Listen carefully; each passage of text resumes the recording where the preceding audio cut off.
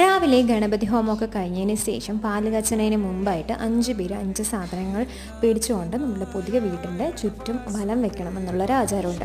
വിളക്കും ഒരു കുടം വെള്ളം, പാല്, പൂജ കഴിഞ്ഞ സാധനങ്ങളും നവധാന്യവും ഒക്കെ ആയിട്ട് നമ്മൾ ചുറ്റി വലം വെച്ച് കഴിഞ്ഞതിന് ശേഷമാണ് ഈ പാല് കാച്ചൽ തുടങ്ങുക.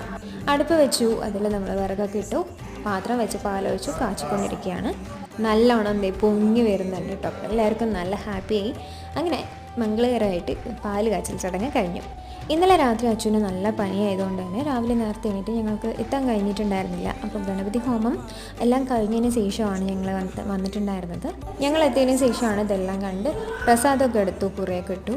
ചന്ദനം, കുങ്കുമം, ഭസ്മം എല്ലാത്തിൻ്റെയും മണം എനിക്ക് ഭയങ്കര ഇഷ്ടമാണ്. ഭസ്മമാണെങ്കിൽ ഇവിടെ നെറ്റിയിൽ ഇട്ടതിന് ശേഷം നാട്ടിൽ വയ്ക്കാനും ഇഷ്ടമാണ്. ഇപ്പോൾ ഇങ്ങനെയാണ് വീടുള്ളത്. അപ്പോൾ അപ്പുറത്തെ കളം ഒരുക്കി വെച്ചിരിക്കുന്നത് വൈകുന്നേരത്തെ പൂജയ്ക്കായിട്ടാണ്. അതെല്ലാം ഒരുക്കിയിട്ടാണ് കേട്ടോ പൂജാരി തിരിച്ചു പോയത്.